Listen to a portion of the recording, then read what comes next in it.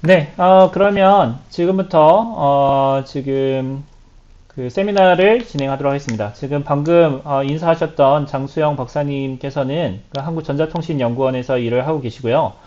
지난 학기에 이산수학을 수업을 이산수학, 죄송합니다. 이산수학이 아니라, 공학설계 입문, 수업을 이제 들었던 사람들이 있죠. 공학설계 입문 수업에서 이제 평가를 해주셨던 이제 박사님이시고요. 오늘은 이산수학과 강화학습이라는 제목을 가지고 이제 세미나를 해주실 건데요. 우리 그 박수로 마이크는 다 꺼 있죠? 제가 박수로 네, 네, 환영하도록 하겠습니다. 네, 네. 그래서 지금부터 이제 한 50분에서 1시간 정도 우리 장수영 박사님께서 이제 세미나 해주시겠습니다. 여러분들 이렇게 세미나 듣고요. 그다음에 소감문 이렇게 제출 이제 할 건데 제가 사이버 한밭에다가 이제 올려놓도록 하겠습니다. 박사님 이제 진행해 주셔도 되겠습니다. 아, 네, 반갑습니다. 저는 한국전자통신연구원에서 근무 중인 장수영이라고 합니다.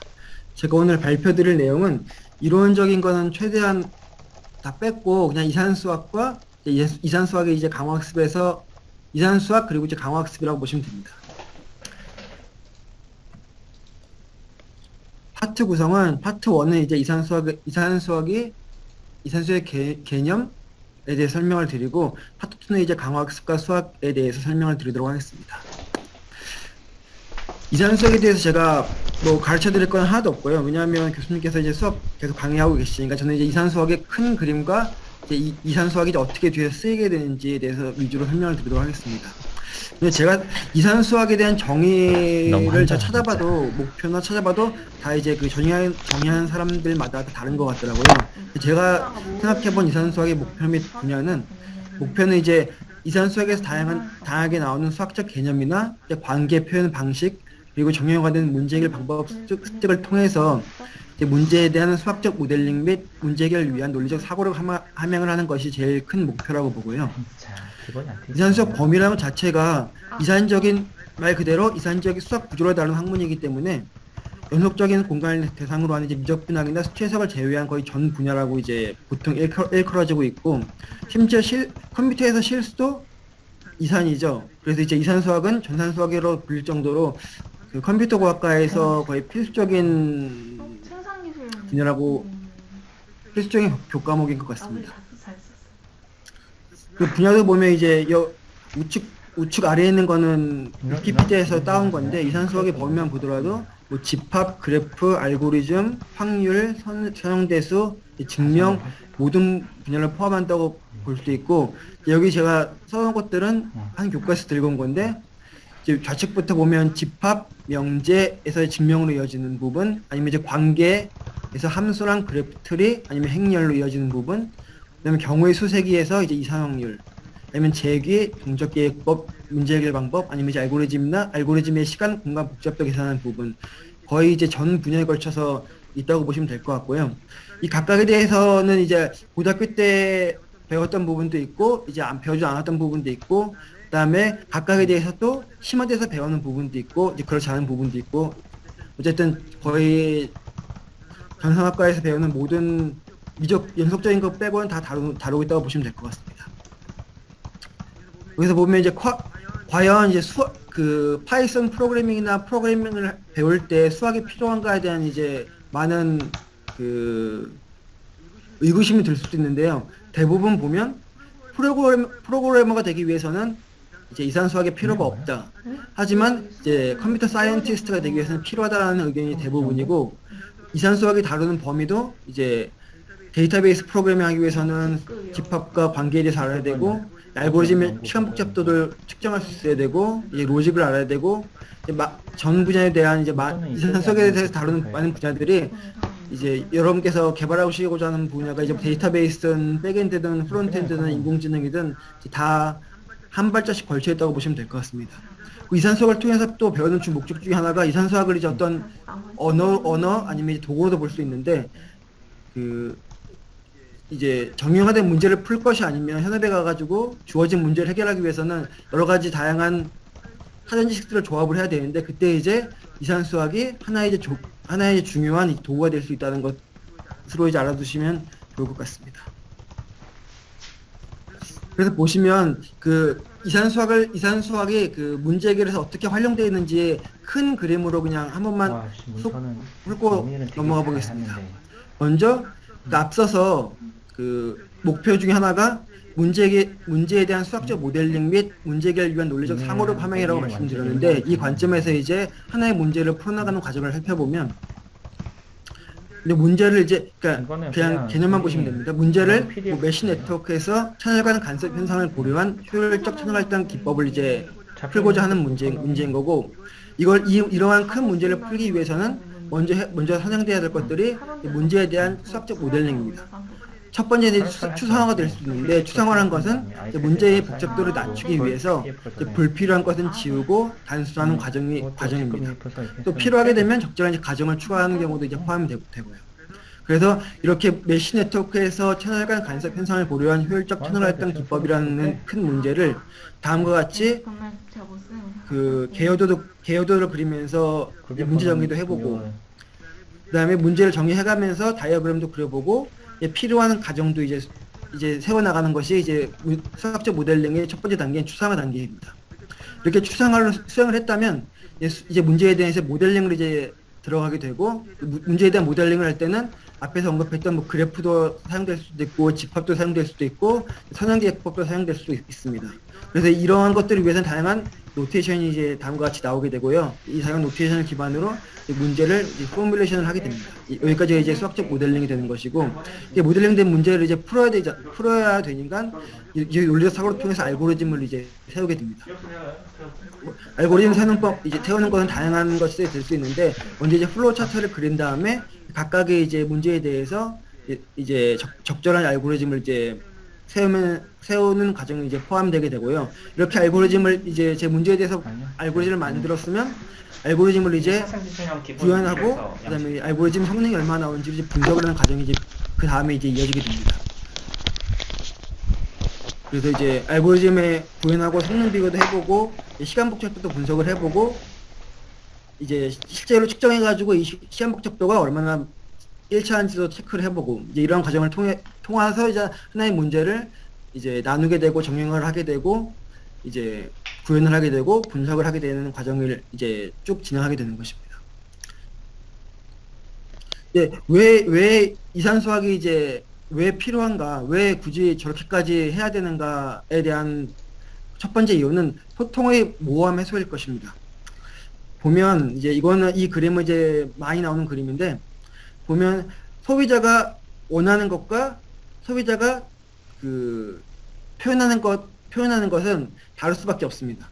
근데 이 소비자가 표현하는 거의 다름이 또 아키텍처가 얼마나 그걸 또 그 설계를 하는지, 그걸 받아가지고 이제 엔지니어가 어떻게 또 설계를 하는지, 이런 여러 그 문제를 받아가지고 그 문제를 해결하기 위해서 수많은 이제 중간에 사람들을 끼게 되는데, 그 사람들 간의 소통의 모호함이 항상 발생할 수밖에 없게 됩니다. 근데 이제 이런 것들을 이제 수학적 포뮬레이션이나 이런 기법들을 통해 가지고 정형화를 하게 되면 이제 많이 해소가 되게 되고요. 근데 또 이러한 것이 굳이 수학밖에 없냐? 또 그건 아닙니다. 다양한 방법들이 있을 수 있겠죠. 두 번째 방법은 이제 체계적 문제 해결 방법을 이제 익힌다는 것입니다. 이제 문제를 수학적으로 모델링하게 되면 그 문제를 체계적으로 이제 이해할 수 있게 됩니다. 체계적으로 이해한다는 것은 큰 문제를 바로 접근하는 것이 아니라 그것들 작은 문제들로 나누고 각각의 문제에 대한 답을 찾아가는 과정을 통해 가지고 본래의 문제에 대한 해결책을 찾을 수 있게 됩니다.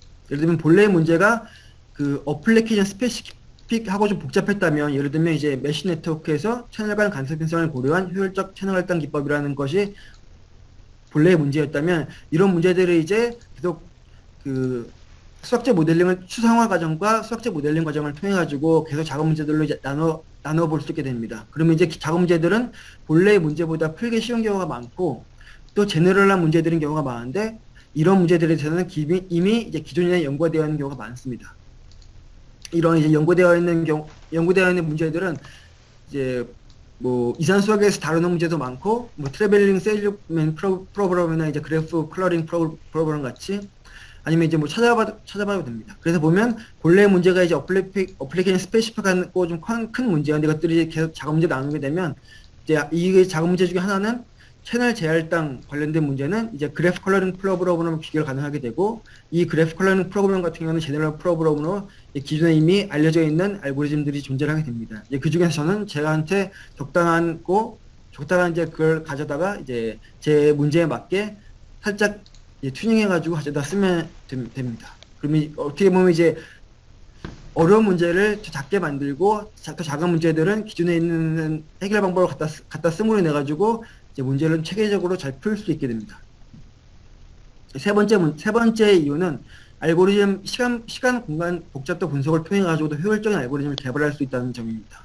대표적인 예가 이제 피보나치 수열 해결 방법이 되게 되는데 가장 그 피보나치 수열의 정의에 따라서 재기 방법을 이용해서 풀게 되면 시간 복잡도는 2의 n승이 되게 되는데 이 시간 복잡도가 2의 n승이라는 의미는 n 즉 이제 피보나치 수열에서 n이 커질수록 이 피보나치 수열 계산에 걸리는 시간이 이제 지수적으로 증가하게 된다는 얘기고 이거는 이제 100이 되게 되면 거의 그 컴퓨터로는 풀 수 없는 시간이 이제 나올 수도 있게 됩니다. 즉 스케일업이 나아지게 되는 이제 장점이 있게 되는 거죠. 이제 재기의 알고리즘 분석 통해가지고 이런 것들을 이제 분석을 하게 되고 이거보다 낮게 할 수 있는 방법이 있는가에 대해서 고민을 하게 되고 이제 이런 해 가지고 동적기획법이라는 것이 이제 동적기획법을 통해서 이걸 풀면 훨씬 더 작은 시간 복잡도로 풀 수 있다는 것을 이제 밝히게 되는 것입니다. 이 동적기획법을 이용한 피보나치 수열 해결 방법의 시간 복잡도는 5의 n승이고 이 말은 이제 n이 커질수록 fn 계산에 걸리는 시간이 이제 리니어하게 증가한다는 것이고 이 말은 이제 스케일러비티가 높다는 의미가 되게 됩니다. 여기서 이제 말하는 시간 복잡도는 이제 n에 따라서 얼마나 계산에 걸리는 시간이 증가하냐는 것이지 실제 걸리는 시간과는 좀 괴리가 있긴 합니다. 그리고 네 번째는 이제 앞으로 이제 여러분께서 배우게 될 과목들에 대한 수학적 지식 기반 구축이 되게 됩니다. 이건 이제 그 21년도 한밭대 21년도 이제 커리큘럼이 되게 되는데 여기서 보기에는 앞서서 이제 다양한 범위에 있는 것들이 좀 더 이제 세분화되고 좀 더 이제 심화돼서 이제 배우게 됩니다. 예를 들면 이제 확률 통계, 뭐 자료 구조, 디지털 신호 처리, 알고리즘, 뭐 인공지능 이런 좀 더 이제 이산수학에서 다루는 각각의 분야들을 좀 더 깊게 이제 공부하게 되고 이제 그에 맞게 이제 응용을 여러분께서 이제 해 나가시면 됩니다. 여기서 이 중에서 그 인공지능을 하신다고 하면 가장 많이 아마 접하게 되는 분야가 이산수학에서는 선형대수나 행렬일 것이고 이제 연속적인 거기서는 이제 미적 분야가 될 것인데 그 중에서 이제 선형대수 행렬이 어떻게 좀 쓰이는지에 대해서 간단하게만 보면 먼저 텐서플로우는 많이들 들어보셨을 것 같긴 한데요. 텐서플로우에서 이 텐서가 의미하는 것은 다차원 배열입니다.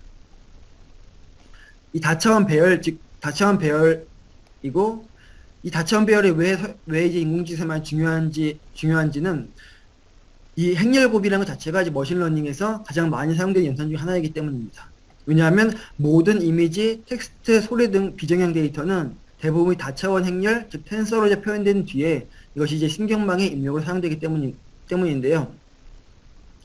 그래서 보면 이제 이거는 하나의 예인데 여기 조그만 드론이 이제 뎁스 카메라랑 RGB 카메라 입력을 통해 가지고 장애물을 피해서 목적지까지 가는 것이 목적인 거고 이걸 강화스 통해서 학습하게 될 때 이 뎁스 카메라 이미지랑 RGB 카메라 이미지는 다음과 같이 옆에서 보이는 그 각각의 그 이미지가 행렬로 변환돼 가지고 이 신경망 입력으로 이제 포함되게 됩니다. 여기서 이제 텐서플로우가 왜 많이 쓰이냐 하면 텐서플로우는 이 행렬곱 연산을 이제 GPU를 사용해서 매우 효율적으로 수행할 수 있게 도와주게 됩니다. 그 외에 이제 뭐 자동 미분이나 뭐 데이터스 블록이나 많은 이제 부가적인 기능들이 존재하게 되죠.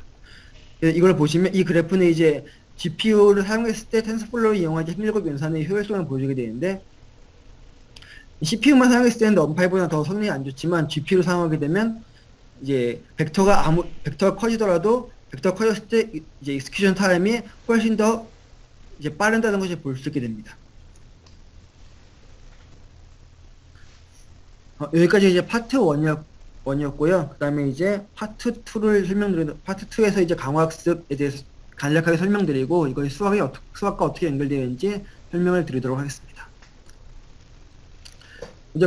먼저 이 강화학습이라고 하면, 크게 이제 인공지능, 머신러닝, 딥러닝으로 크게 이제 범위를 좁혀가면서 볼 수가 있게 되고, 여기서 이제 머신러닝 분야가 크게 보면 지도학습, 비지도학습, 강화학습을 나누어 볼 수 있게 됩니다.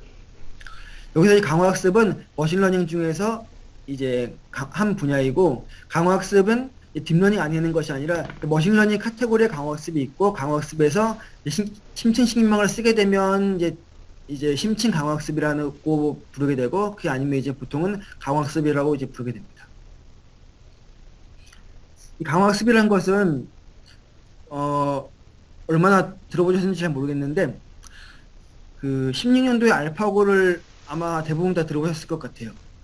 강화학습이란 거는 일단 순차적 의사결정 문제를 풀기 위한 최적화 기법으로 역사가 되게 오래되었습니다. 이것이 이제 심층학습, 즉 딥러닝과 결합 이후로 이제 급격한 발전을 이루게 되었고, 대표적인 마일스톤이 첫 결합해 성공적인 2013년도에 아타리 게임이 있고, 그 다음에 이제 2016년 알파고가 있습니다.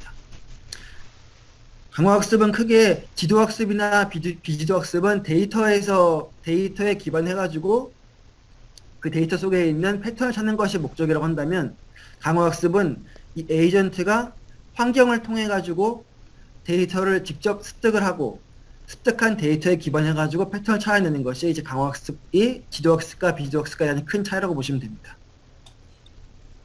그래서 에이전트가 환경과의 상호작용 과정에서 다양한 시행착오를 통해서 수집되는 경험 데이터 속에서 숨어있는 패턴을 학습하는 방법이고, 이때의 목적이 에이전트가 환경으로 받는 누적 보상의 최다화가 이제 주 목적이 되게 됩니다. 이 환경의 강화학습은 이제 어떻게 신경망을 학습하는지에 대한 분야도 있고, 어떻게 하면 내가 풀고자 하는 환경과 유사한 이제 가상환경을 만들 수 있는가에 대한 것도 이제 있어서 되게 다양하게 시도해 볼 수 있는 것도 많고, 또 재미있게 접근해 볼 수 있는 것도 이제 많은 분야인 것 같습니다. 보면 이제 강화학습한 예로 이제 2014년도에 그 아타리 게임을 풀면서 제일 유명해졌는데, 이 아타리 게임을 강화학습 기반으로 아타리 게임을 잘하는 에이전트를 학습하는 것의 목적은 이 게임을 최대한 높은 점수를 획득하는 것이 가장 큰 목적이고, 이때 이제 스테이트는 요 게임 화면이 되는 것이고, 액션은 이제 게임에 따라 다른데 뭐 왼쪽으로 움직이는 거, 오른쪽으로 움직이는 거, 아니면 그 공을 발사하는 것들 등 다양하게 존재할 수 있고요. 이때 리워드는 게임에서부터 받는 이제 스코어 값이 되게 됩니다. 이것들을 가지고 이 에이전트가 아타리 게임을 잘하도록 이제 학습을 이제 시키게 되는 것이 이제 강화학습이라고 보시면 됩니다. 순차적이라는 거 의미는 이 게임 화면 자체가 이제 그 시간에 따라서 순차적이기 때문에 이제 순차적이라고 하는 것이고, 이 게임 외에도 바둑 두는 거나 아니면 이제 그 주식 투자하는 법들, 이런 것들이 그 순차적 문제라는 것 자체가 범위가 되게 광범위하기 때문에 이 강화학습 자체도 되게 광범위하게 많이 쓰이고, 게임이나 바둑이나 아니면 통신이나 그 주식 투자 아니면 이제 헬스케어 등 되게 적용되고 있는 분야가 되게 넓습니다. 보시면 이 강화학습을 접근하는 방법이 이제 두 가지가 있을 텐데, 하나는 그냥 그 GitHub에서 코드를 찾아가 돌려보는 것입니다. 코드도 생각 보면 그렇게 복잡하지도 않습니다. 보면 이게 여기 RL 코드라는 데서 이제 코드를 다 긁어 온 것인데요. 보면 먼저 필요한 패키지를 불러오고, 거기서 필요한 환경 변수를 정의를 하고, 아니면 필요하면 이제 기학습된 모델을 이제 불러오기도 하고, 그 다음에 이제 기학습되는 모듈이 없게 되면 이제 신경망 모델을 이제 다음과 같이 정의를 하게 됩니다. 그 다음에 이제 신경망 추론을 통해 가지고 에이전트가 매 스텝마다 어떤 행동을 할지를 결정하는 부분. 그 다음에 가장 핵심인 신경망 학습 코드가 되게 됩니다. 실제로 그 강화습에서 기능 코드라고 하더라도 그 모든 인공지능 알고리즘 자체가 그렇지만 그 학습의 가장 중요한 부분은 막상 코드가 많은 경우가 별로 없습니다. 그래서 이제 이 부분은 이제 신경만 학습하는 코드. 그다음에 여기까지가 이제 그 메인 클래스였고, 그다음에 이제 그 메인 클래스였고, 여기는 이제 막상 실행하게 되는데, 여기서 보면 내가 어떤 환경에서 어떤 환경을 다루는 에이전트를 학습시킬까, 그 환경을 이제 초기화하는 부분, 그다음에 데이터 수집하는 부분, 그다음에 요기 함줄, 트레인 모델이라는 신경 학습 함수를 호출하는 부분, 나머지는 이제 가시화 및 모델 조정하는 부분. 이렇게 코드상으로 보면 강화학습 자체는 그 인공지능이 다 비슷하지만, 왜냐하면 워낙에 코드가 잘 돼 있어가지고 그 시도해보는 데는 어려움이 하나도 없습니다. 심지어 더 간단하게는 그 RLib이라는 이제 그런 강화학습 패키지를 쓰게 되면 그냥 필요한 패키지를 불러오고 환경을 초기화를 하고 이제 환경 구성 설정을 불러온 다음에 트레이너로 초기화를 하고 트레이너를 100번 동안 이제 학습시켜라. 요것만으로도 이제 강화학습을 이제 손쉽게 이제 해볼 수 있게 됩니다. 근데 이게 과연 잘 될까? 간단한 환경 같은 경우에는 잘 되는 경우가 많은데, 이제 환경이 어려워지거나 이제 여러분께서 현업에 가셔가지고 아니면 실제로 개인 프로젝트를 진행하시면서 그 커스텀 환경을 만들게 되면 대체로 잘 동작 안 하는 경우가 많게 됩니다. 그때 이제 해볼 수 있는 부분은 알고리즘을 바꿔보거나 하이퍼 파라미터를 튜닝하거나 아니면 이제 코드를 직접 고치는 부분, 이제 세 가지 정도로 이제 트라이를 보통 하게 됩니다.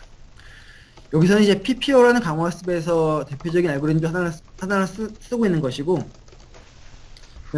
알고리즘을 바꿔보거나 아니면 이제 하이퍼 파라미터를 바꿔보거나 아니면 트레인 함수 자체를 이제 수정해보거나를 수행을 보통 하게 되고요. 근데 이렇게 이제 그 다른 사람이 짜놓은 코드를 수정을 하게 되면 이제 일이 커지게 됩니다. 왜냐하면 알고리즘 바꿔볼까 하는데 알고리즘이 엄청나게 많이 존재를 하게 되고요. 이 각각의 알고리즘이 갖고 있는 특성도 있고, 그렇기 때문에 제가 그 환경과 목적에 따라서 몇몇 알고리즘을 시도해봐야 될 수도 있고, 근데 이 알고리즘에 따라 동작 방법도 다르고 하이퍼 파라미터 종류도 다 다르게 됩니다. 근데 알고리즘을 그러면 일단 정하면 이걸로 끝인가? 그건 아닌 게, 이게 이제 PPO를 위해서 이제 튜닝해줘야 되는 하이퍼 파라미터, 그러니까 PPO의 그 고유한 하이퍼 파라미터가 되는데, 보시면 많다고는 볼 수 없지만 적다고도 볼 수 없게 됩니다. 각각의 이제 파라미터가 의미하는 것을 알아야 이걸 이제 튜닝해 볼 수가 있기 때문에 기본적으로 알고리즘에 대한 이해가 선행이 되어야 이제 튜닝이 가능하게 됩니다. 이걸로도 안 되면 직접 이제 코드를 바꿔야 되는데, 코드를 바꿔야 되게 되면 이제 그 GitHub에 제공해주는 이제 코드를 직접 그 플로우로 따라가면서 이제 수정을 이제 해줘야 되게 되죠. 그러면 이제 이렇게 되면 강화학습은 그러면 그냥 수학도 필요 없고 간단한 건가 아닌가라고 생각을 하게 되면 좀 더 그래서 할 수 있는데, 그 알고리즘에 대한 이해를 좀 더 깊게 하게 되면 강화학습도 수학이 되게 많이 포함이 되게 됩니다. 이건 이제 2000년도에 이제 서튼 교수가 쓴 논문인데, 이제 그 강화학습에 이제 어떻게 보면 토대가 됐다고 보시면 되는데, 이제 이렇게 그 깊어지게 됩니다. 근데 굳이 이런 것들을 다 해야 강화학습할 수 있냐? 또 그건 아닙니다. 예를 들면 한 번 돌려보는데 이론이 필요한가 하면 이제 필요는 없습니다.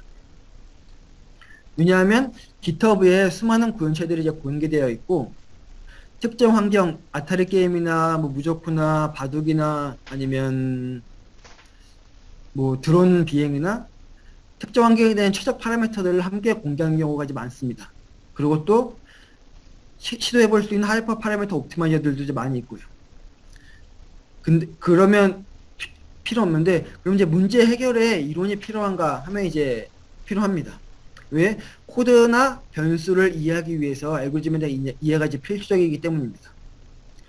특히 현업에서 이제 공개된 환경을 쓰는 경우는 많지 않고, 또 필요한 환경을 제작하는 경우에 직접 최적의 하이퍼 파라미터를 찾아야 하고, 아니면 필요하게 되면 이제 GitHub에서 내려받은 코드를 직접 수정해야 되는 경우도 많기 때문에 알고리즘에 대한 이해가 필요하고, 알고리즘을 이해하기 위해서는 이제 수학이 어느 정도 친숙해져야 할 필요가 있습니다. 네, 그러면 그렇다고 이 문제 해결에 많은 이론이 필요한가? 그거는 이제 그 풀고자 하는 문제에 따라서 다르게 됩니다. 이제 예를 들면 튜닝이 필요해도 많은 이론 관련 지식이 불필요한 경우도 많기 때문입니다. 그래서 자신의 목표나 성향에 따라서 코드나 이제 시어리 간의 이제 균형을 잘 잡는 것이 가장 중요한 것 같습니다. 그 다음에는 이제 제가 여기서 과제를 수행하면서 이제 만들었던 재미난 것들을 좀 소개를 드리도록 하겠습니다. 먼저 이제 강화학습 같은 경우에는 이제 에이전트가 시뮬레이터에서 이제 학습 데이터를 직접 획득했다고 했는데, 그러면 먼저 해볼 수 있는 거는 자기 문제에 맞는 시뮬레이터를 직접 만들어 보는 것입니다. 그래서 제가 이제 만들었던 두 가지 재밌었던 거는, 하나는 이제 멀티 에이전트 강화학습이라고 해가지고, 에이전트가 하나만 있는 것이 아니라 소방차랑 경찰차라는 이제 두 가지 에이전트가 있는 상황에서 이제 소방차는 불을 끄고, 목적은 최적 타겟 선택이었고, 소방차의 경우에는 타겟이 불이고, 경찰차의 경우에는 타겟이 이제 방화범이 되게 됩니다. 방화범이 이제 불을 지르게 되는 것이고, 아니면 이렇게 그냥 그리드 월드에서, 이것도 이제 멀티 에이전트였는데, 이제 소방차랑 구급차가 이제 존재하게 되고, 목적은 타겟 건물에 빠르게 도착해가지고 사람들을 대피시키고 이제 빠르게 진화하는 것이 이제 목적이었습니다. 보게 되면 이제 이거를 어떻게 보면 연구를 위해서 만들었기 때문에 그냥 이렇게 한가 보다 하고 생각하시면 되고, 이걸 편집해서 어떻게 써? 라는 거 이제 좀 뒤에서 보여드리도록 하겠습니다. 보면 이제 이 환경을 만들 때 먼저 체계화를 해야 되는 게 그러니까 추상화를 통해 가지고 제가 어떠한 문제를 이제 잡아야 되는지를 좀 더 명확하게 할 필요가 있습니다. 저는 이제 그러면 다양한 지형이고, 다양한 이제 바람이 다양하게 불고, 이제 경찰이 있고, 소방차가 있고, 이제 방화범이 있는 이제 환경을 이제 가정을 했고, 그래서 지형 같은 경우에는 뭐 불이 잘 타는 환경, 불이 안 부는 환경, 아니면 불이 좀 덜 타는 환경. 경찰차 같은 경우에는 방화범을 잡은 방화범은 경찰서로 이제 가둬야 된다는 것. 불 같은 경우에는 지형에 따라서 번지는 속도가 달라지고, 바람 방향에 따라서 번지는 방향이 달라지고, 소방차 같은 경우에는 소화 시간과 소방차 한 대가 뺄 수 있는 불의 용량이 정해져 있고, 불 용량을 다 껐다 하면 소방서로 가서 물을 보충해줘야 되는 거. 방화범 같은 경우에는 이 필드를 돌아다니면서 일정한 시간마다 이제 방화를 하는 것. 이런 이제 가정과 환경을 두고 이제 환경을 이제 제작을 하게 됩니다. 두 번째 재난 상황 시뮬레이터 같은 경우에는 이건 좀 더 이제 커스터마이즈 하기 쉽게 이제 만드는 것인데, 이제 뭐 도로나 건물들을 이제 유니티 기반으로 만들었고요. 이제 뭐 도로나 건물들을 다양하게 배치할 수 있고, 각각의 건물마다 속성을 지정해 줄 수 있어가지고, 이제 소방차랑 구급차 에이전트를 어떻게 하면 더 빠르게 진화를 하고 더 빠르게 사람들을 대피시킬 수 있는지를 학습하는 이제 환경을 다음과 같이 이제 꾸려볼 수가 있게 됩니다.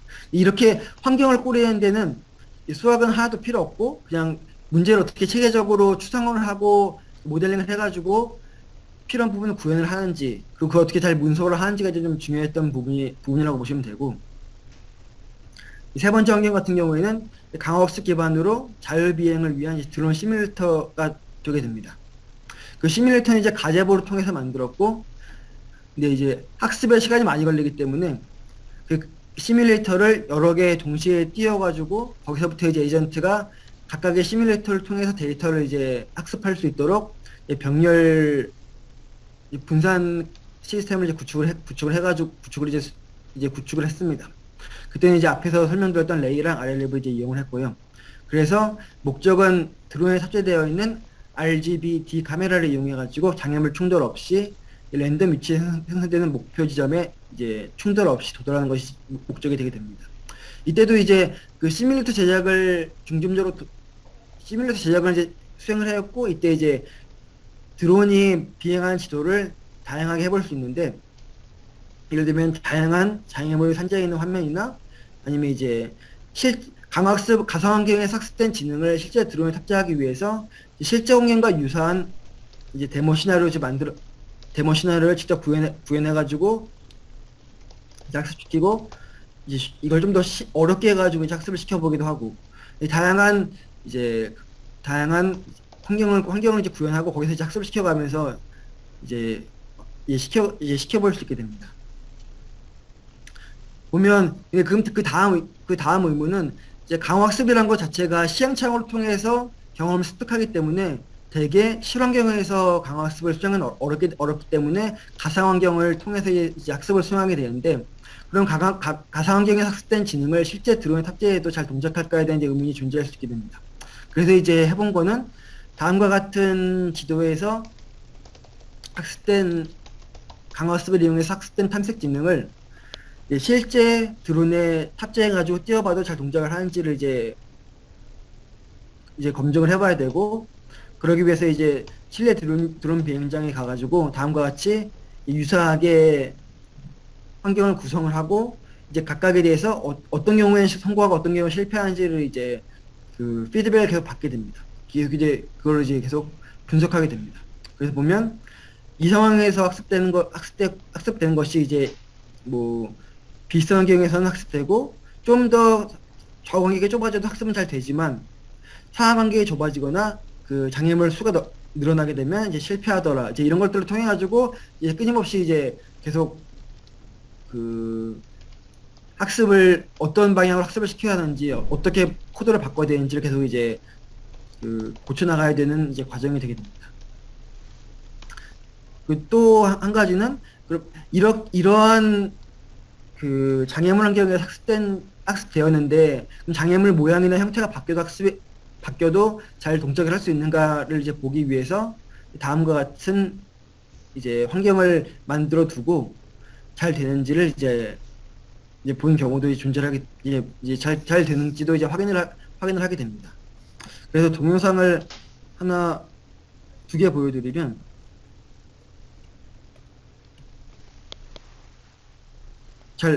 동영상 잘 나오시나요? 아직 안 나오는데요? 잘 나오시나요, 혹시? 네, 지금 안 나오고 있습니다. 지금 나옵니다. 그러면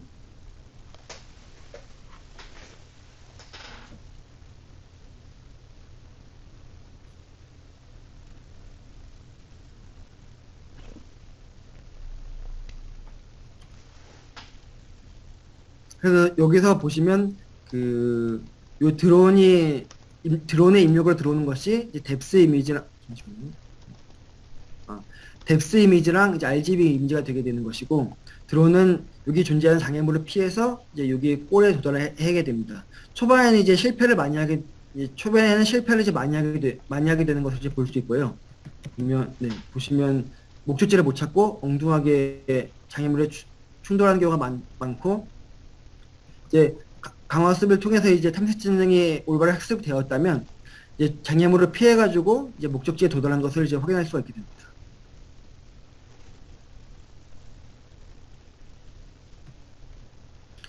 앞에서는 이제 장애물이 산재된 화면이었고, 이제 이 지도는 이제 그 실제 환경에서 비행을 좀 더 원활하게 하기 위해 가지고 실제 환경과 유사한 환경을 이제 가상 환경에 구축한 모델이 되게 되고, 이때도 이제 뎁스 이미지나 RGB 이미지 기반으로 드론이 이제 목적지를 찾아가게 됩니다. 마찬가지로 초반에는 이제 부딪히는 경우가 많은데, 이제 학습이 진행되면 될수록 이제 목적지에 잘 도달하는 것을 이제 볼 수 있게 됩니다. 여기서 앞에서 말씀드렸듯이 이 뎁스 이미지랑 RGB 이미지가 이 드론에 탑재되어 있는 지능, 즉 신경망의 인풋으로 들어가게 되는데, 그때 이것들은 모두 다 이제 그 숫자로, 즉 행렬로 변환돼 가지고 이제 그 신경망의 인풋으로 들어가게 됩니다. 그리고 이제 좀 복잡한 장애물 같은 경우에도 초반에는 부딪히는 경우가 많은데, 이제 학습이 충분히 이루어지게 되면 이제 장애물을 이제 효과적으로 피해 가지고 이제 찾아가는 것을 볼 수 있게 됩니다.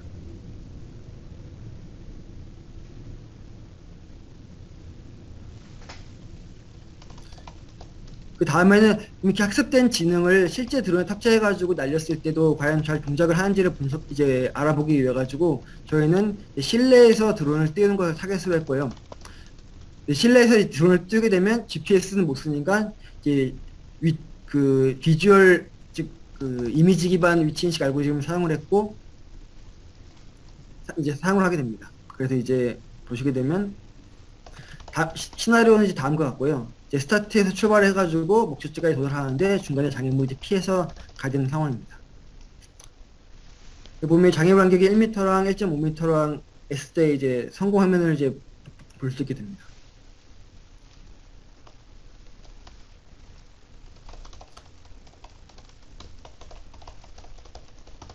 근데 보시면 알겠지만 그 1m인 경우에는 이 충돌한 것 이제 충돌하게 되고요. 이거는 이제 그 학습된 장애물 간격이 2m여가지고 이제 충돌을 한 상황이었고 한 상황이었습니다. 그리고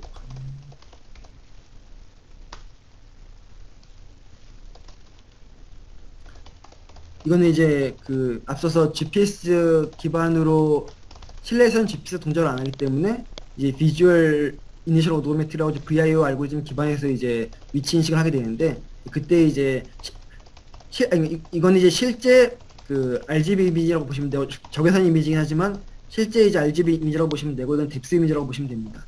그 가상 환경에서는 이렇게 그 노이즈가 하나도 없는 깔끔한 노이즈가 하나도 없는 이제 깔끔한 이제 그 센서 값이었는데 실제 화면을 실제로 가게 되면 이 노이즈가 되게 많이 끼기 때문에 이거에 대한 이제 보정도 이제 추가적으로 이제 필요하게 됩니다. 그리고 이제 실제 드론 탑재했을 때 이제 시각화라고 이제 보시면 됩니다. 그 다음 동영상 같은 경우에는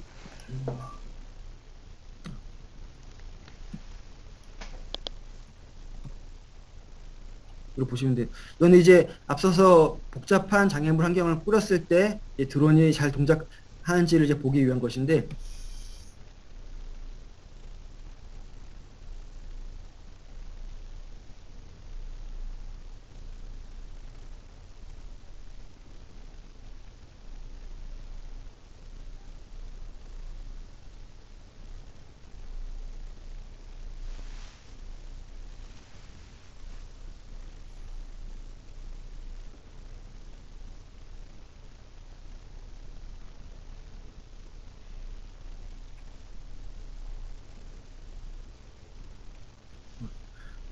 어쨌든 그 여기서 같은 것들이 그 그러니까 이제 여태까지 제가 영상을 보여드렸고 근데 이제 여기까지 하는데 수학이 많이 필요하나라고 보면 그 수학이 필요한 부분은 뭐 많지는 않습니다. 근데 어쨌든 제가 그 수학적 지식이 많이 필요 없는데 이제 여기서 그래서 보면 서머리를 드리면 이산수학이론 자체는 문제 해결을 위한 기본으로서 중요합니다. 이산수학에서 다루는 개념과 분야 그리고 이산수학에서 다루는 정형화된 문제 해결 방법 그리고 문제 해결을 위한 이제 논리적 사고력 체계화 이 측면에서 이제 이산수학은 뭐 정상과에서 필수적인 과목이라고 보이고요. 그럼에도 이산수학에서 다루는 수많은 개념들이 모두 필요한 경우는 많지 않습니다. 하지만 적어도 이산수학에서 다루는 개념들이 선형되어야 하고자 하는 분야를 쉽게 다가갈 수 있게 됩니다. 다가가는 것뿐만이 아니라 한 분야를 깊게 하다 보면 이제 개념들이 서로 연결되는 경우가 많기 때문에 이제 경우가 많습니다. 그래서 이제 또 특히 인공지능 처음 접할 때는 앞서서 설명드렸듯이 GitHub에서 코드 받아가지고 돌려보면 돌아가네 하기 때문에 수학이 불필요하다고 여길 수 있지만 이제 계속 하다 보면 이제 수학은 거의 필수적이고 얼마나 더 깊게 수학을 또 봐야 되는지는 이제 취사 선택이라고 볼 수 있을 것 같습니다. 그래서 이산 수학을 통해서 적어도 수학에 관한 거부감 대신에 친숙감을 좀 키울 수 있으면 좋겠고요. 적어도 수학적 노테이션에 대한 친숙함이라도 좀 키웠으면 좋겠다는 것이 이제 그 마무리 멘트가 될 것 같습니다. 예를 들면 그냥 제일 엄청나게 간단한 PPO라는 알고리즘이 있는데 그러니까 복잡한 알고리즘을 간단하게 만든 알고리즘인데 이것만 하더라도 이제 수학적 노테이션들은 거의 뭐 알고리즘 슈도코드나 이런 데서 거의 뭐 디폴트로 많이들 나옵니다. 그래서 보면 이거 슈도코드인데 여기서 여러 개의 벡터를 통해서 데이터를 모으고 그 데이터를 이제 L이라는 로스 함수를 최적화하는 방향으로 이제 최적화를 수행을 하고 대체를 하고 또 경험을 모으고 최적화를 하고 그 신경망을 대체하고 이런 단순한 알고리즘을 하더라도 수학적 노테이션 항상 나오게 되고 또 그럼 요 서로게이트 목적 함수 요 L이 뭐냐 그 L을 뭔지를 보기 위해서는 이 다음과 같은 수학적 노테이션이 나오게 되고 각각에 대해서도 또 다 수학적 노테이션들로 이제 그 문제가 이제 그 논문이 이제 진행이 되기 때문에 그 어쨌든 그 인공지능을 하든 뭘 하든 간에 수학이라는 거를 이제 버릴 수는 없는 상황인 거고 그럼 적어도 수학적 노테이션에 대한 친숙함이라도 이제 이산 수학을 통해서 좀 얻어왔으면 좋겠습니다. 여기까지가 제가 준비한 내용이라고 보시면 되고요. 혹시 질문 있으면 받도록 하겠습니다. 뭐 혹시 뭐 편하게 질문 주시면 질문 있으시면 질문 이렇게 해주시고요. 특별히 이제 질문은 채팅으로 이렇게 해주면 고맙겠습니다. 제가 이제 박사님께 뭐 여러 가지 그 질문들 좀 드리고 싶은데요. 학술적인 거를 하게 되면 우리 학생들이 뭐 하기에 좀 어려울 거고, 이제 아주 가벼운 질문들 이렇게 하면은요. 결국은 알고리즘 변경이나 이제 파라미터 변경, 코드 수정을 이렇게 자주 하게 된다. 우리가 원하는 대로 이렇게 동작이 안 되면, 그러면은 알고리즘 변경이나 파라미터 변경, 코드 수정들을 이렇게 많이 한다. 이렇게 말씀하셨지 않습니까? 그게 어떻게 보면은 그 알고리즘 변경이나 파라미터 변경, 코드 수정하는 것 자체가 결국은 좀 은어로 이야기하자면 말 그대로 노그다가 많이 이렇게 일어나게 될 텐데 그 과정에서 이제 뭐 노하우가 있다면 좀 소개시켜 주실 수 있으시나요?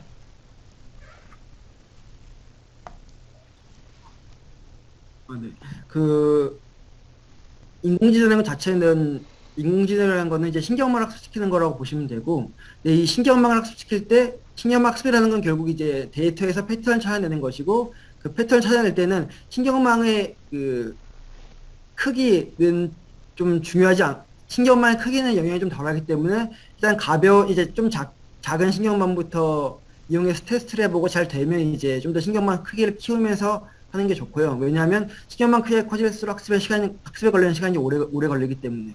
그리고 또 그 웨이트 앤 바이어스나 저는 그러니까 웨이트 앤 바이어스와 같이 하이퍼 파라미터를 추적해주는 도구들이 되게 많이 존재하게 됩니다. 그래서 이제 어느 정도 하이퍼 파라미터에 대해서 사용 지식이 있고, 그러면 이러이러한 그 간단한 신경망에 대해서 돌려봤을 때 이러이러한 하이퍼 파라미터 중에서 몇 가지를 뽑고 그 몇 가지 뽑은 하이퍼 파라미터들에 대해서 이제 그 하이퍼 파라미터 옵티마이저를 통해 가지고 이제 서치를 해본 다음에 추적을 뽑고 나서 그 다음에 이제 좀 신경망 크기를 키우면서 이제 그 계속 최적화를 해나가다 보면 좀 더 이제 그 쉬운 좀 더 그러니까 빠르게 다가갈 수 있을 것 같고요.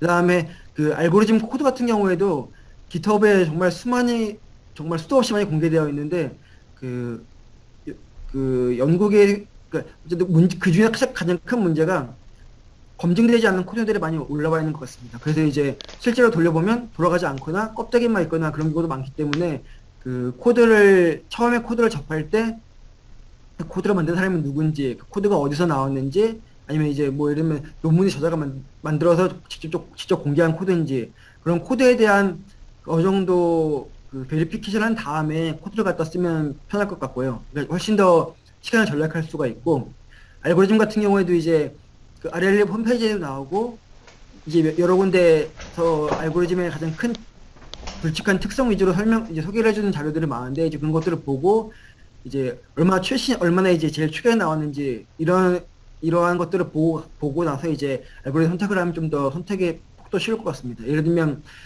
그 타겟으로 하는 환경이, 이제 타겟으로 하는 환경이, 그 풀고자 하는 문제의 이제 액션 스페이스가 그 디스크리트하냐, 즉 예를 들면 왼쪽, 오른쪽, 뭐 위, 아래 이렇게 그 디스크리트하게 구분할 수 있느냐, 아니면 그 무조코나 다른 환경처럼 제가 그 뭐 공을 던질 때 팔이나 손가락의 각도를 손가락에 얼마나 힘을 줘야 되냐, 얼마나 구부려야 되냐 같이 이제 연속적인 숫자로 나오는 경우도 많은데, 각각의 이제 문제가 어떤 특성을 가지고 있는지에 따라 가지고 어떤 알고리즘 선택을 하게 되는지에 대한 가이드라인들이 이제 인터넷에 많이 존재하기 때문에 그래서 그런 것들을 보고 학습이 잘 안 알고리즘 된다 선택하면 이렇게 좀더 시간들을 많이 단축할 수 있을 말씀하셨는데, 것 같습니다. 사실 우리 학생들이 지금 1학년 학생들이고 앞으로 전공 수업을 들으면서 혹은 졸업 연구를 할 때 이 기계학습은 거의 메인으로 기본 기초 지식으로 이렇게 접근하게 될 텐데요.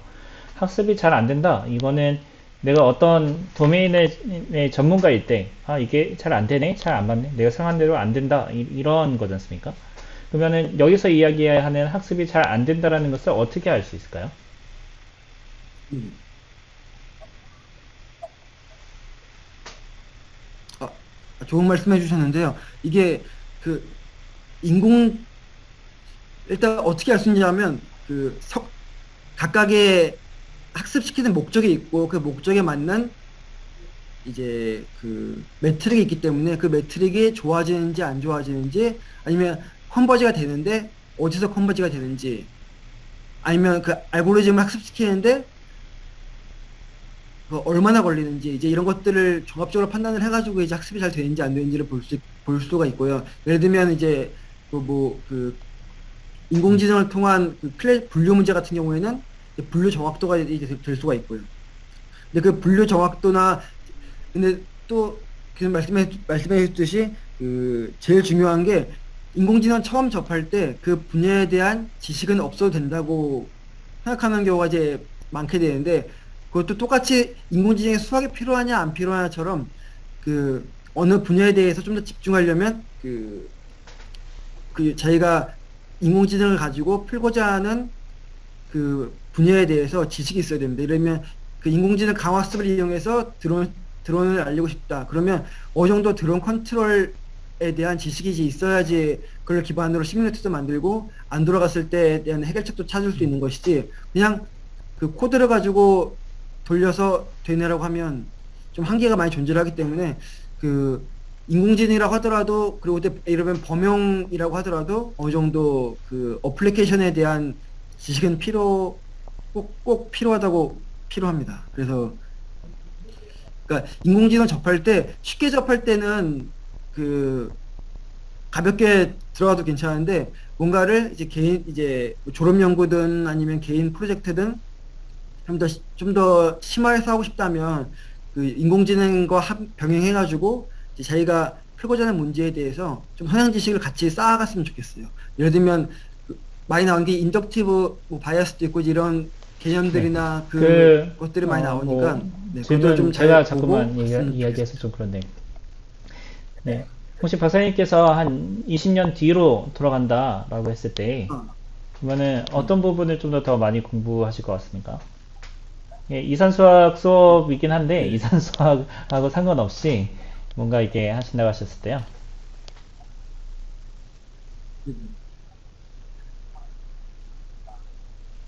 네. 그러니까 저는 제가 지금 그 연구자랑 개발자를 어떻게 보면 분리하는 것도 좀 웃긴 것 같기도 한데, 그러니까 웃기다기보다는 안 맞는 것 같기도 한데, 그냥 제 기준에서 연구자랑 개발자를 분리해보면, 물론 이제 그 둘 다 어느 정도 깊이 들어가면 둘 다 해야 되겠지만, 분리해보면, 제가 그래서 분리를 하고 제 성향상 20년으로 돌아간다면, 저는 좀 더 그 수학보다는 좀 더 수학은 친숙한 정도로만 하고 개발 쪽으로 많이 좀 더 공부를 많이 했을 것 같습니다. 이게 그래서 이제 앞서서 제가 그 코드랑 이론이랑 어느 정도 이제 본인 성향과 목적에 맞게 좀 균형을 잡아야 한다고 말씀드렸는데, 그럼에도 불구하고 이제 수학에 대한 이제 친숙함은 이산 수학에서 필수적으로 이제 배워가셔야 되는 것이고, 그걸 봤을 때 저는 이제 제가 20년도 돌아간다고 한다면 못 돌아서지 않았을까요? 아무튼 그냥 이런 그 개발 쪽 공부를 좀 더 깊이 했을 것 같습니다. 그러니까 그 뭐 코드도 그렇고, 왜냐면 그때는 이렇게까지 그 GitHub를 통해서 코드가 잘 공개될지도, 그 GitHub을 통해서 공개된 코드를 갖다 쓸 수 있다는 거는 큰 장점인데, 지금 와서 이제 제가 GitHub을 통해서 만들어진 코드를 계속 갖다 쓰다 보니까 안 키워지는 능력이 뭐냐면, 직접 개발한 능력이 갈수록 퇴화되는 것 같아가지고, 20년 전에 제가 이 프로그래밍에 대한 좀 기초 지식을 좀 탄탄히 해뒀으면, 제가 이제 갖다 쓰는 것도 능력이니까 좀 더 잘 갖다 쓸 수 있지 않았을까. 그래서 좀 더 제 연구에 좀 더 도움이 많이 되지 않았을까라는 생각이 듭니다. 어쨌든 뭘 할 거냐면, 그러니까 이산 수학을 포함해가지고 네, 프로그래밍 전반에 대한 전 산학에 박사님께서 대한 로또 뭐 기초 이렇게 지식을 좀 쌓지 말씀하셨지만, 않았을까 하는 생각이 듭니다. 네. 비트코인 그때 아마 했으면, 그때부터 책을 했으면, 지금, 네, 우스갯소리죠. 네. 네, 그리고 또 한 가지 더 하면은, 지금 보면, 파이썬이랑 C랑, 뭐, 이렇게 여러 가지 프로그래밍 랭귀지들이 이렇게 있는데, 인공지능 쪽으로 이렇게 이야기하면 파이썬을 많이 하지 않습니까? 그 다음에, 실제 시스템을 이렇게 하게 되면은, C나 C++, 자바 이렇게 하는데, 박사님께서 지금 많은 프로젝트를 이게 하셨지 않습니까? 그러면 그 프로젝트에서 어떤 때는 파이썬이 좋고 어떤 때는 C, 자바가 좋다. 이런 게 있으면 좀 노하우를 좀 알려주시면은요. 학생들이 공부하는 데 도움 될 것 같습니다.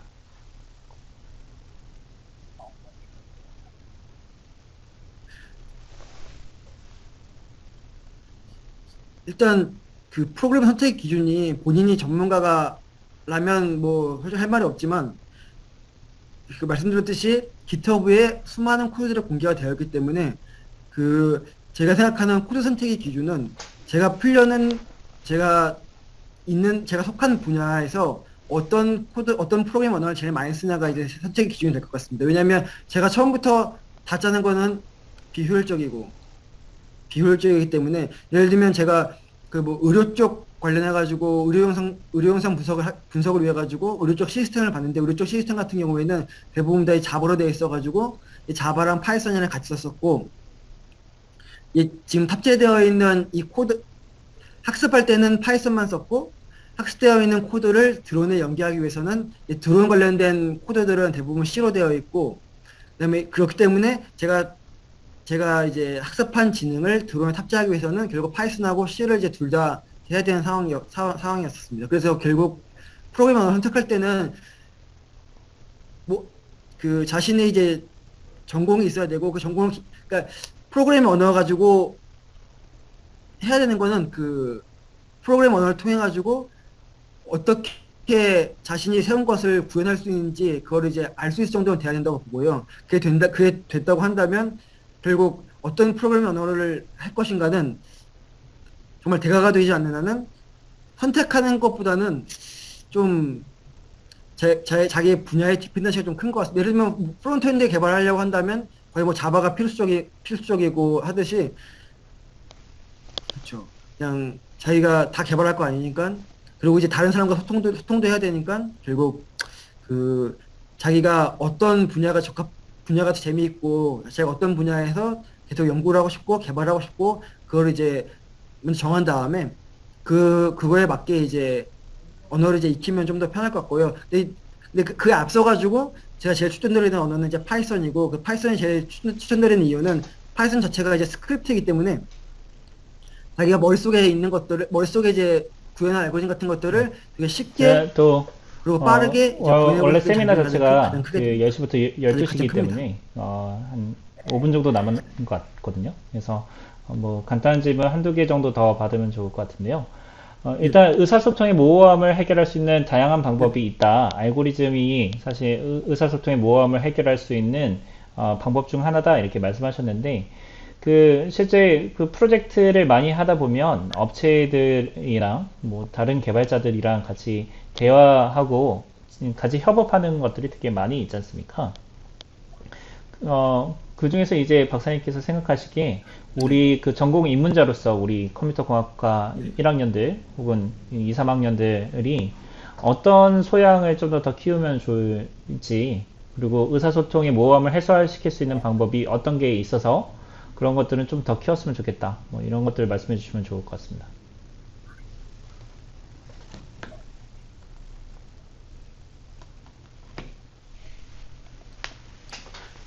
그 결국 의사소통의 모호함을 해결하기 위해서는 결국 어느 정도 이제 문서화가 돼야 되고 그 문서가 이제 체계적으로 작성이 돼야 된다고 이제 보고요.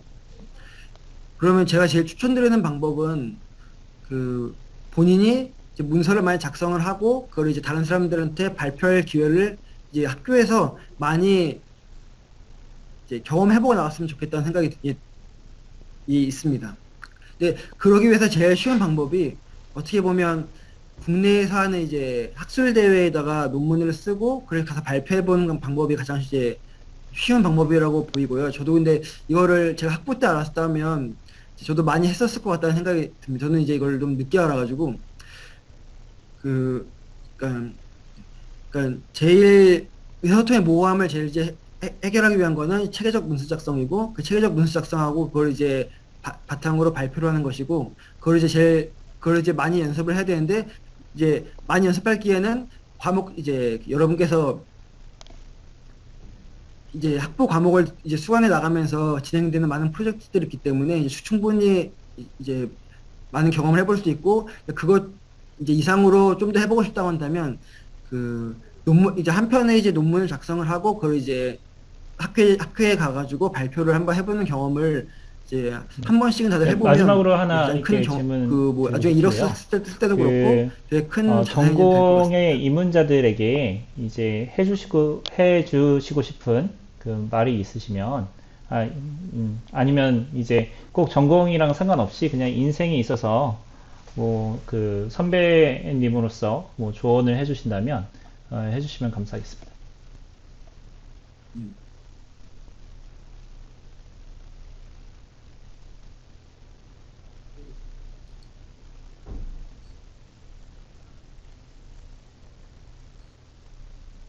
음, 근데 제가 학교 다녔을 때랑 또 여러분들 학교 다녔을 때랑 그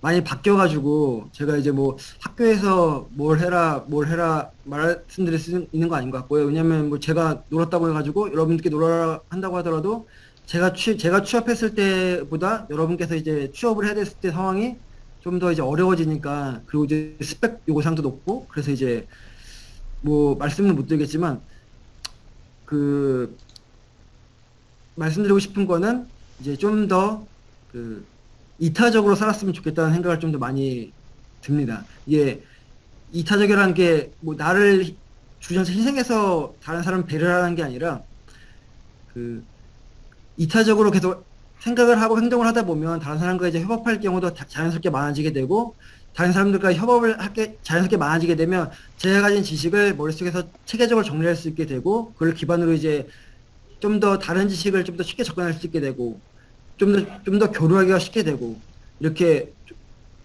훨씬 얻는 것이 많기 때문에 그 당장 내가 바쁘기 때문에 내 할 일만 한다고 해서 그게 길게적으로 보면 결코 이제 좋지 않으니까 그리고 이제 좀 더 이타적으로 네. 문제를 보고 오늘 다른 시간 사람들이 내주셔서, 봤으면 좋겠다는 안 게 그래도 그 지난주에 그 제가 드릴 이제 여수까지 마지막 말인 것 출장 같습니다. 다녀오시고 여러 가지로 많이 바쁘셨는데, 시간 내주셔서 감사드리고요.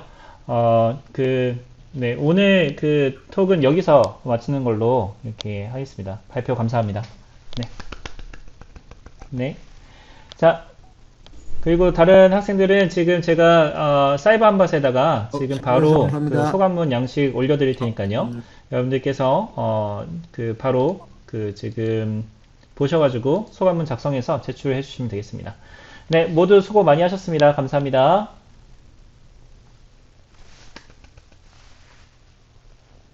자, 자, 나가셔도 되겠습니다.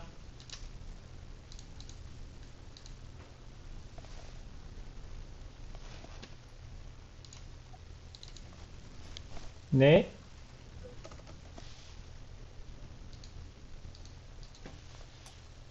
교수님, 투스크는 안 돼 있습니다. 저 지각해가지고 조금 지금 늦게 들어왔는데 혹시 보면은 출석 체크 소감문 하셨나요? 작성해 줄 수 있나요?